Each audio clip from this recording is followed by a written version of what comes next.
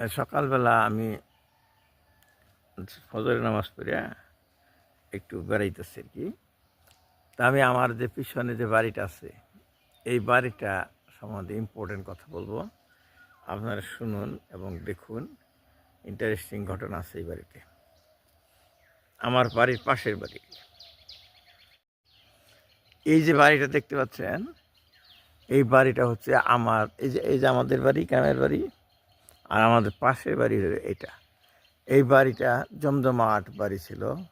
রিয়াজউদ্দিন তালুকদার আমার চাচা মানে আমার বাবার চাচাতো ভাই, বড় দাদার ছেলে। তা আমাদের আগেই তারা এই পাহাড় অঞ্চলে এসে বাড়ি করে, আমরা তার বাড়ির সাথে পরে বাড়ি করছি।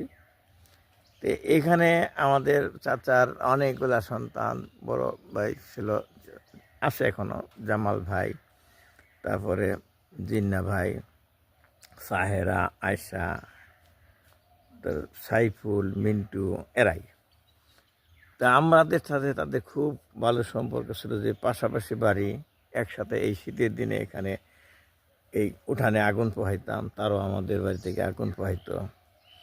পাহাড়ে অনেক কাঠ আছে, এই আমরা গাছ সারা শীতের এই গাছ জ্বালাইয়া এখানে আগুন পোহাইতাম, এটাকে আগুনের কুণ্ড বলতো।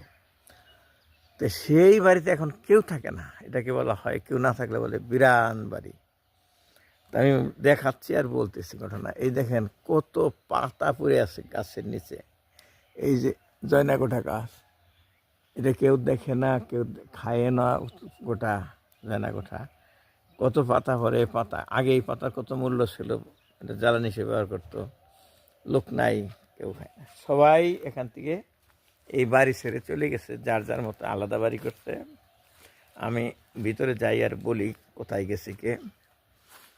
প্রথম বলেন এই বড় ভাই যে জামাল হোসেন তালুকদার, সে বাড়ি করছে এই বাড়ির ওই পাশে আরেকটা বাড়ি আছে, এই যে দেখতেছেন, ওই পাশে আরেকটা বাড়ি আছে। আর আর এই যে এইদিকে আরেকটা বাড়ি আছে, ওই যে তাল গাছের ওই পিছনে, জিন্না ভাই বাড়ি করছে। আর সাইফুল ইসলাম বাড়ি করছে এইটা। তাহলে আর গেল তিন ভাই, এদিকে চলে গেল। আরেক ভাই যে ছিল মিন্টু, মিন্টু তালুকদার, সে চলে গেছে সখীপুরে বাড়ি করছে সে।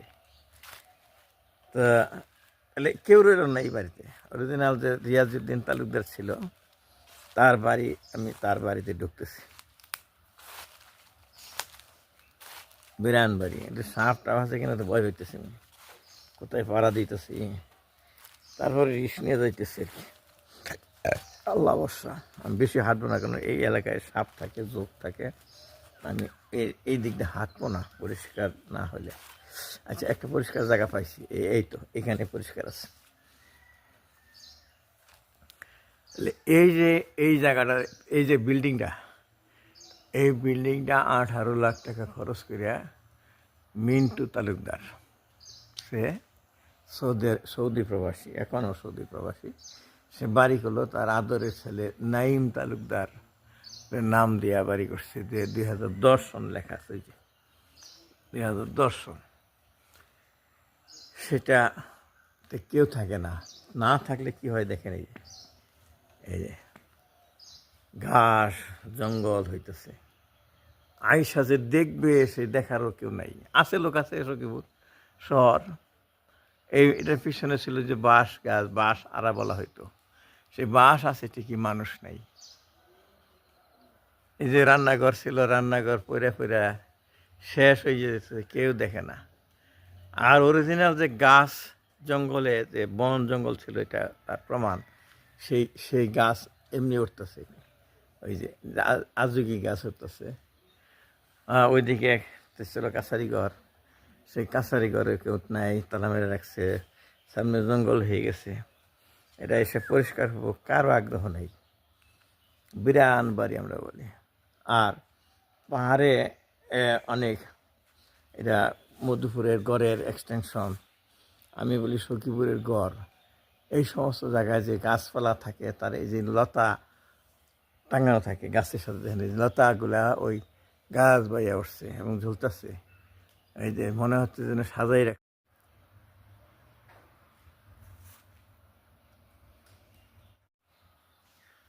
আমি কিছুক্ষণ আমাদের চাচা রিয়াজউদ্দিন তালুকদারের ফেলে দেওয়া বাড়ি পরিত্যক্ত অবস্থায় দেখাইলাম। আমার খুব খারাপ লাগলো যে এই বাড়িতে কেউ নাই, বাড়ি আছে, ঘর আছে, অযত্নে অবহেলায় নিঃশেষ হয়ে যাচ্ছে।